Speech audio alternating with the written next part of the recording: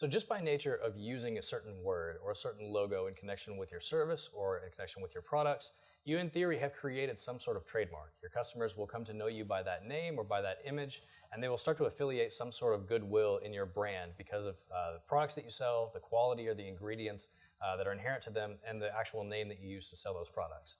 That's what's known as common law trademark protection. And before there were federal laws in place, that was the standard. Each state had their own common law trademark scheme, and everyone protected their own trademarks wherever they used them.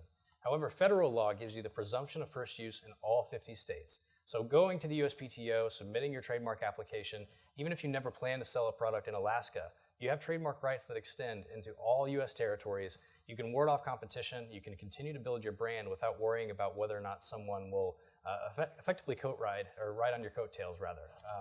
So it's really a question of how expansive you see your product or your service getting.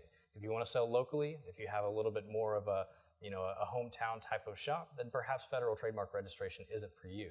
But especially in the modern era, in light of the internet, there's very little that actually doesn't touch multiple different states. Just about every business could be eligible for federal trademark registration, which is why it's a great thing to consider, both proactively and defensively.